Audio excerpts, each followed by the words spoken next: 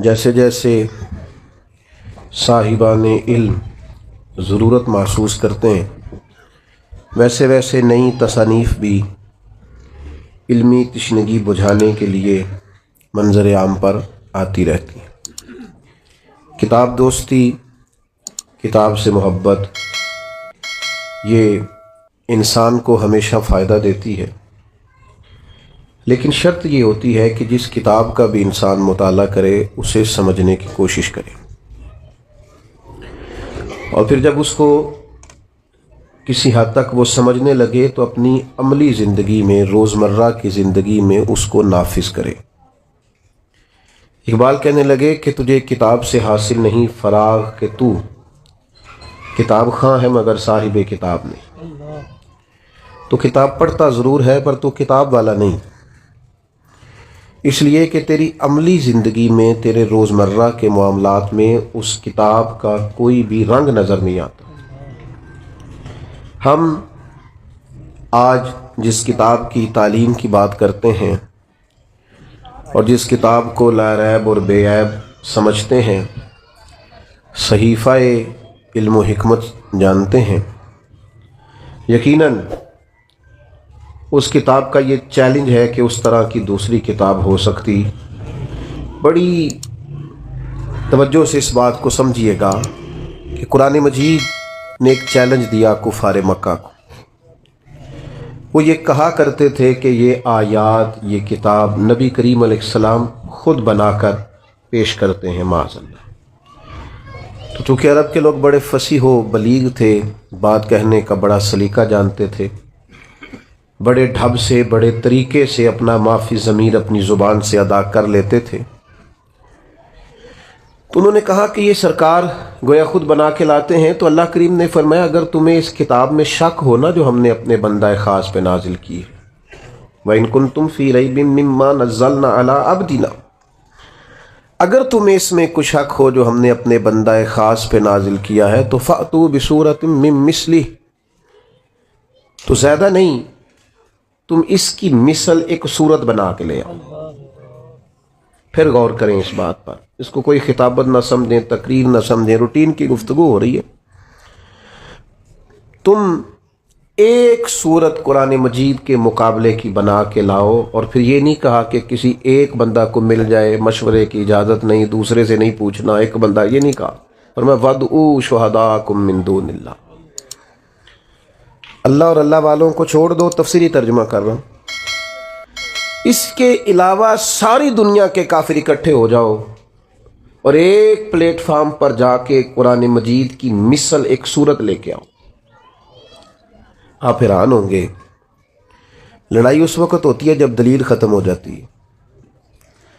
अगर कुफारे मक्का के पास कुरान मजीद के इस चैलेंज का कोई जवाब होता तो वो सूरत लेके आते, बदर में तलवारें लेकर ना आते। वो बदर व उहद में तलवारें लेकर इसलिए आए थे कि उनके पास कुरान मजीद के चैलेंज का कोई जवाब नहीं था। थक गए, हार गए, और फिर निहायत फसीह व बलीग होने के बावजूद एक अजीब बात करते थे। तुफैल दौसी कहते हैं रदी अल्लाह तआला अन्हु, बाद में मुसलमान हुए, फरमाते मैं जब आया था ना तो मुझे अबू जहल ने खड़ा करके कहा था कि पहले तो उनके पास जाना ना, और अगर जाना तो उनका कलाम ना सुनना। अब बात को समझे, ये उन्होंने तो इस लफ्ज़ को माज़अल्लाह सुम्मा माज़अल्लाह ताने के तौर पर कहा था, लेकिन आप इस लफ्ज़ की मानवियत में उतरें। उन्होंने कहा कि उनकी जो गुफ्तगू है, वो जो बात करते हैं, वो जो पढ़ते हैं, उसका जादू हो जाता है। नहीं समझ आई आपको बात? नहीं, उन्होंने जिस लहजे में कहा, वो जिस तरह कहा, वो बात और है, लेकिन वो जादू की हद तक इस कलाम के असर को समझने लगे। ये ज़रा गौर फरमाएं आप। लौ अंज़लना हाज़ल कुरान अला जबलिन लरअयतहु खाशियन मुतसद्दिअन मिन खशियतिल्लाह। मैं आपको कैसे ये बात समझाऊं कि कुरान मजीद, फुरकान हमीद अपनी तासीर के ताल्लुक से, अपनी तालीम के ताल्लुक से, अपने असरार व रमूज़ के ताल्लुक से इतनी माना खेज किताब है। शर्त यह है کہ اسے خطابت کے لیے نہ پڑھا جائے، اسے فقط ثواب کے لیے نہ پڑھا جائے، اس کو عملی زندگی کے نفاذ کے لیے پڑھا جائے۔ ہمارے ہاں کوئی بندہ نئی دکان شروع کرتا ہے تو وہ کہتا ہے میں نے پہلے تلاوت کرانی ہے۔ میرا گمان ہے، اچھا گمان میرا یہ ہے کہ ہو سکتا ہے وہ اسی لیے تلاوت کراتا ہو کہ میں تجارت اس طرح کروں گا جس طرح قرآن نے بتایا۔ میرا خیال ہے اسی لیے کراتے ہوں گے۔ سویرے آ کے جو صبح صبح دکان پہ قرآن شریف پڑھتے ہیں اسی لیے پڑھتے ہوں گے کہ میں ساری تجارت قرآن کے طریقے کے مطابق بیان، اسی لیے پڑھتے ہوں گے نا۔ ایک ایسی عجیب بات ہے کہ وہ جس قرآن کی تلاوت سے آغاز کرا رہا ہے اس قرآن کے مطابق وہ تجارت کرنے کو تیار ہی نہیں ہے۔ قرآن مجید صحیفہ انقلاب ہے۔ میں پڑھ رہا تھا کہ اب نہ آہستہ آہستہ انسان چونکہ تنہائی پسند ہوتا جا رہا ہے، اسمارٹ فون جن کے ہاتھوں میں ہوتا ہے وہ چاہتے ہیں کہ ہمیں ڈسٹرب کوئی نہ کرے، 2 4 5 گھنٹے اکیلے بیٹھنا پڑے تو اب انسان بور نہیں ہوتا، چونکہ اس کی ایک الگ سے اس کو کمپنی ملتی ہے۔ تو بعض ممالک میں اب یہ ہوا ہے کہ میاں بیوی کا رشتہ اور تعلق اور نکاح سے پہلے جس طرح کا بھی کہیں کچھ طریقہ ہے، اس سے پہلے وہ چاہتے ہیں کہ بچے اور بچیوں کو کچھ کورسز کرائے جائیں، کیونکہ بالکل تنہا رہنے کے عادی ہیں تو شادی زیادہ چلتی نہیں، برداشت نہیں کر پاتے۔ اس پر باقاعدہ موٹیویشنل اسپیکرز کو بلایا جاتا ہے، ان سے کچھ ذہن سازی کرائی جاتی ہے، ان کو ذہنی طور پر تیار کیا جاتا ہے، کسی اور کو بھی برداشت کرنا ہے۔ اور یہ مرض صرف بچوں میں نہیں بچیوں میں بھی پایا جاتا ہے۔ وہ لائف بڑی آسانی والی ہے، آسودگی والی ہے، اور لاڑ پیار کے نام پر ہی بچے خراب ہوتے ہیں نا جی۔ ہم نے کبھی بچی سے کوئی کام نہیں کہا تو آپ نے غلط کیا نا، کوئی کام نہیں کہا، کہنا چاہیے تھا۔ وہ اپنے بچوں کی ذمہ داریاں کیسے اٹھائے گی؟ اب اس پر مختلف لوگ اپنی اپنی رائے دیتے ہیں، اس پر لوگ بڑا کچھ لکھتے ہیں، کہتے ہیں میاں بیوی کے حقوق پر۔ اور یہ بھی بات ہمیشہ ذہن میں رکھیں کہ گھر میں ساری آسانیاں موجود ہوں لیکن میاں بیوی کی آپس میں محبت نہ ہو تو اس گھر میں رہا نہیں جا سکتا۔ لیکن بڑی غربت ہو، بڑی آزمائش ہو، بعض چیزوں کی بظاہر قلت بھی ہو، لیکن ازدواجی زندگی خوشگوار ہو تو وقت اچھا گزرتا ہے۔ اب اس پر بڑے لوگوں نے کلام کیا ہے، غیر مسلموں نے بھی بڑا کچھ لکھا ہے۔ جو نفسیات، انسانی نفسیات کو سمجھنے والے لوگ ہیں انہوں نے بھی اس پر بڑا کچھ لکھا ہے کہ کیا کیا سمجھایا جائے، قائل کیا جائے۔ لیکن ایک جملہ ہے قرآن پاک کا، فقط ایک جملہ، فرمایا ہن لباس لکم وانتم لباس لہم۔ مرد عورت کا لباس ہے اور عورت، ڈھونڈ لیں آپ تاریخ ساری، نزول قرآن سے قبل بھی اور نزول قرآن کے بعد بھی یہ جملہ کسی نے نہیں کہا، جو صرف قرآن مجید نے کہا کہ مرد عورت کا لباس ہے اور عورت۔ بس اس ایک جملے کے اندر اگر ازدواجی زندگی کو بند کر دیا جائے، 3 باتیں مفسرین نے اس کی تفسیر میں لکھی، بڑا کچھ لکھا ہے۔ 3 باتیں، ایک تو وہ فرماتے ہیں انسان جتنا مرضی بھی خوبصورت ہو بغیر لباس کے خوبصورت نہیں ہوتا، اور جتنا مرضی حسین و جمیل ہو لیکن اگر اس نے لباس نہ پہنا ہوا ہو تو وہ حسین و جمیل۔ اس کا مطلب ہے کہ قرآن یہ فرماتا ہے کہ انسان کی خوبصورتی یہ ہے کہ اس کی ازدواجی زندگی بھی ہو، رہبانیت والا نہ ہو، وہ آزاد نہ ہو۔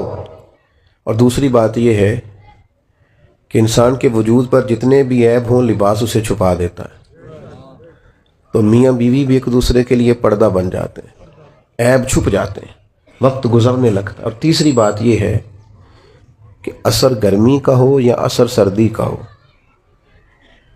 اس اثر سے انسان کو لباس ہی بچاتا ہے۔ اگر سردیوں میں کپڑوں کی ضرورت پڑتی ہے نا کہ مجھے ذرا موٹے کپڑے پہننے ہیں، تو گرمیوں میں بھی دھوپ شدید ہو تو پھر بھی سر پر لباس کی ضرورت ہوتی ہے، تاکہ یہ گرمی زیادہ تکلیف، میاں بیوی ایک دوسرے کا لباس ہے، وہ ایک دوسرے کو اثرات سے، تکالیف سے بچاتے ہیں۔ قرآن مجید عملی زندگی کے اندر اگر نافذ کر دیا جائے، روزمرہ کے معاملات اس ترتیب سے طے کیے جائیں جو قرآن مجید ہمیں بتاتا ہے۔ کیسے میں آپ کی خدمت میں یہ عرض کروں، کتنا مشکل ہو گیا ہے قرآن و حدیث کی تعلیم کو عام کرنا۔ ماننے والوں کے سامنے، ماننے والوں کے سامنے قرآن پڑھا جاتا ہے، جو ماننے والے ہیں ان سے کہا جاتا ہے کہ آپ حلال حرام کی تمیز کو سمجھیں، یہ قرآن مجید کا فیصلہ ہے۔ وہ اس پر لا تو اللہ کرتے ہیں، بہانے کرتے ہیں، دلائل پیش کرتے ہیں۔ وہ کہتے ہیں نہیں جناب، یہ بھی تو ایک صورت دیکھے نا، یہ بھی تو ایک حال ہے نا، ایک جزیہ میں نے فلانے سے بھی پوچھ لیا ہے۔ وہ خدا کے بندے، نبی کریم علیہ السلام نے فرمایا ایک حلال ہے وہ بھی واضح ہے، ایک حرام ہے وہ بھی واضح ہے۔ فرمایا ایک میں شک ہے کہ پتہ نہیں حلال ہے کہ حرام ہے، کریم محبوب فرماتے ہیں تم نے شک والی چیز سے بھی بچنا ہے۔ یہ امت وسط ہے، یہ وہ امت ہے اخرجت للناس جو دوسروں کے لیے امامت کا درجہ رکھتی۔ ان کو مشکوک چیزوں سے بھی پرہیز کرنی ہے، مشکوک چیزوں سے۔ قرآن مجید کا مطالعہ ہو، قرآن مجید کو پڑھا جائے، سمجھا جائے۔ اگر قرآن مجید کو سمجھ کے پڑھا جائے نا تو زندگی کا لطف دوبالا ہو جائے، انسان کو مزہ آئے۔ جو لوگ کہتے ہیں نا نماز میں دل نہیں لگتا، وہ صرف نماز ترجمے سے یاد کریں۔ میرا خیال ہے، میں امید کرتا ہوں کہ نماز میں دل لگنے لگے گا۔ آپ کو پتہ تو آپ کیا کہہ رہے ہیں؟ دیکھیے نبی پاک صلی اللہ تعالیٰ علیہ وسلم بیان فرماتے ہیں کہ اللہ فرماتا ہے یہ جو سورہ فاتحہ ہے نا، یہ میری اور میرے بندے کے درمیان تقسیم ہے۔ رب فرماتا ہے، اللہ فرماتے ہیں آدھی سورہ فاتحہ میری ہے اور آدھی میرے۔ اگر یہ بات ہمارے پیش نظر ہو اور پھر ہم سورہ فاتحہ پڑھیں نماز میں تو لطف نہیں آئے گا۔ الحمدللہ رب العالمین الرحمن الرحیم مالک یوم الدین۔ رب فرماتا ہے یہ میرے لیے ہے، یہ میرے بندے نے میری تعریف کی ہے۔ اور جب اس نے کہا نا ایاک نعبد و ایاک نستعین، تو یہ اس نے رب کے حضور اپنی عاجزی کو پیش کیا ہے۔ اور اب جب اس نے کہا نا اہدنا الصراط المستقیم، تو اب بندے نے اپنی بات شروع کی۔ اب اس نے کہا یا اللہ میرے ذہن کو بھٹکنے سے بچا، وسوسوں کے غلبے سے بچا، مجھے ذہنی انتشار سے بچا۔ غیر المغضوب علیہم ولا الضالین، جو لوگ افراط و تفریط کا شکار ہوئے، گمراہ ہوئے، جن پر غضب ہوا، کوئی ادھر جھک گئے کوئی ادھر جھک گئے، ان سے بچا کے صراط مستقیم پر قائم رکھ۔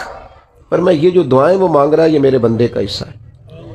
آپ کبھی قرآن مجید کو اس کے ترجموں کے ساتھ، اس کی افادیت کے ساتھ آپ غور تو کریں، لیکن کیا کریں، نئے نئے کورسز سارے کر لیتے ہیں۔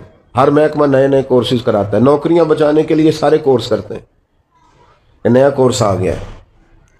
وہ میں کبھی ہم جایا کرتے تھے والد صاحب کے ساتھ کسی موقع پر پٹوار خانے، تو پٹواری جب اتارتا تھا نا اوپر سے رجسٹر، یا کبھی بینک میں یا کسی اور ادارے میں، تو وہ رجسٹر اترتے اترتے سارے کپڑے بھی گرد آلود ہو جاتے۔ لیکن اب کمپیوٹر آ گیا ہے، میرا نہیں خیال کسی نے نوکری چھوڑی ہو کہ مجھ سے نہیں سیکھا جاتا، میرا ریزائن لے لو، میں نہیں سیکھ سکتا، کسی نے نہیں چھوڑی۔ لیکن آج آپ کسی سے کہیں کہ تو قرآن مجید کو صحیح طور پر پڑھنا سیکھ، تو وہ کہتا ہے میری تو عمر ہی 50 سال ہو گئی، اب تو زبان موٹی ہو گئی۔ 40-50 ہزار کی نوکری بچانے کے لیے لوگوں نے کورسز کر لیے، کمپیوٹر سیکھ لیا، نظام مرتب کر لیا، لیکن اپنی قبر اشر بچانے کے لیے قرآن نہیں سیکھا، توجہ نہیں کر۔ قرآن مجید کا مطالعہ کریں، قرآن مجید کو سمجھیں۔ ایک رائٹر ہے، اگرچہ وہ کسی خاص مذہب کا پابند نہیں ہے، لیکن نفسیات پر اچھا کلام لکھتا ہے۔ اس سے کسی شخص نے سوال کیا کہ میں بے چینی اور بے قراری والی زندگی سے نکلنا چاہتا ہوں، کوئی حل بتائیں۔ تو اس نے کہا سورہ یوسف کی تلاوت کرو۔ کس کی؟ ہلکا سا، زیادہ نہیں، ہلکا سا بولیں۔ کس کی؟ بس وقت ہو گیا ہے نماز کا، بات ختم کرنے لگا ہوں۔ سورہ یوسف پڑھو۔ تو اس کے ایک اسٹوڈنٹ نے اسے کھڑے ہو کے کہا کہ سورہ یوسف پڑھنے سے ذہنی ٹینشن کا کیا تعلق ہے؟ تو اس نے کہا سورہ یوسف تمہیں بتائے گی، کبھی کبھی انسان بڑا لاڈلا ہوتا ہے اور کبھی کبھی وہ تماچے کھا رہا ہوتا ہے۔ وہی انسان ہوتا ہے جو کبھی کنویں میں ہوتا ہے اور کبھی مصر کا شہزادہ ہوتا ہے۔ سورہ یوسف تمہیں بتائے گی کہ یہ جو انسان کے زندگی کے پیچ و تاب ہے نا، لقد خلقنا الانسان فی کبد، قسمیں اٹھا اٹھا کے اللہ نے کہا ہم نے انسان کو مشقت میں رہتا ہوا پیدا کیا۔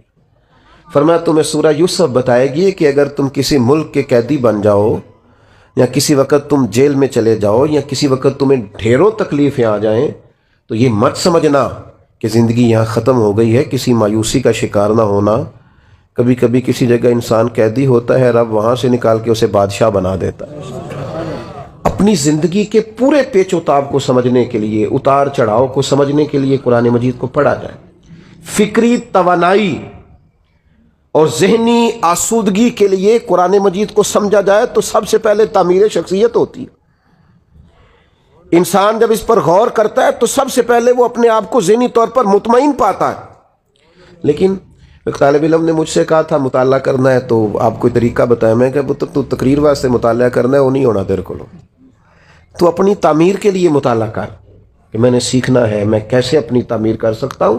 پھر انشاءاللہ تعالیٰ کتاب و سنت تیرے ساتھ باتیں کر، تجھے کتاب سے حاصل نہیں فراق کہ تو کتاب خواہ ہے مگر صاحب کتاب نہیں۔ نبی کریم علیہ السلام نے فرمایا اس قرآن کے ذریعے ہی اللہ عروج دے گا، اور اسی کی وجہ سے لوگ رسوا ہوں گے۔ جو اس سے تھام لیں گے عروج پا جائیں گے۔ ہر آدمی کی یہ ذمہ داری ہے کہ اپنی بساط کے مطابق قرآن مجید کو سمجھنے کی کوشش کرے، اور جس قدر سمجھ سکتا ہے۔ اب دیکھیے صحابہ جب بھی ایک دوسرے سے ملاقات کرتے تو جدا ہونے سے پہلے سورہ عصر کی تلاوت ضرور کرتے، اور امام شافعی فرماتے ہیں یہ پورے قرآن کا نچوڑ ہے سورہ عصر۔ تم ایک سورہ مبارکہ کے معنی اور مفاہیم ہی سمجھ لو۔ رب کہتا ہے والعصر ان الانسان لفی خسر، زمانے کی قسم بے شک انسان نقصان میں ہے۔ یا اللہ سارے؟ فرمائے نہیں، جن میں 4 خوبیاں پائی جائیں وہ نقصان میں، الا الذین آمنوا وعملوا الصالحات وتواصوا بالحق وتواصوا بالصبر۔ ایمان لائیں، ایمان لانے کے بعد نیک اعمال کریں، اور صرف اپنے لیے نہ کریں، دوسروں کو بھی حق کی تلقین کریں۔ اور جب انسان حق بات کہتا ہے تو اسے تکلیف بھی آتی ہے۔ فرمایا وتواصوا بالصبر، اب ایک دوسرے کو صبر کی نصیحت بھی کریں۔ ایمان، اعمال حسنہ، تاکید حق، تلقین حق اور تاکید صبر، یہ مکمل دین ہے ایمانیات کے بعد۔ لیکن شرط یہ ہے کہ اس صورت کے پہلو کے مطابق، اس کی تعلیم کے مطابق اپنی زندگی کو گزارا جائے۔ کچھ توجہ کریں قرآن مجید پر، اس پر غور کریں، اس کو گہرائی اور گہرائی سے پڑھنا شروع کریں، اور اس کے مطابق دوسروں کو تو تلقین کریں گے لیکن اس کا درجہ دوسرا رکھیں، اپنے روزمرہ کے معاملات اس کے مطابق ترتیب دیں۔ اللہ تعالی ہماری حاضری کو قبول فرمائے۔ وما علینا الا البلاغ۔ اللہم صلی علی سیدنا و مولانا محمد معدن الجود والکرم وآلہ وبارک وسلم۔ اللہ کریم ہماری حاضری کو قبولیت کا شرف عطا فرما، ہمارے گناہوں کو معاف فرما، ہماری غلطیوں سے درگزر فرما، اس ادارے کو کامیابیاں عطا فرما۔ جن بچوں نے حفظ قرآن کیا ہے، یاد رکھنے کی، سمجھنے کی اور آگے اس کے علوم کو حاصل کرنے کی توفیق عطا فرما۔ امت کی خیر فرما، عالم اسلام پر فضل فرما، بالخصوص فلسطین کے مجبور، مقہور اور مظلوم مسلمانوں کی مدد فرما۔ اللہ تعالی پاکستان کے حق میں رحمت والے فیصلے فرما، فضل والے فیصلے فرما، دارین کی برکتیں عطا فرما، دین دنیا کی نعمتیں ہمارا مقدر فرما، دنیا ہو یا آخرت ہو ہماری پردہ پوشی فرما۔ رب اغفر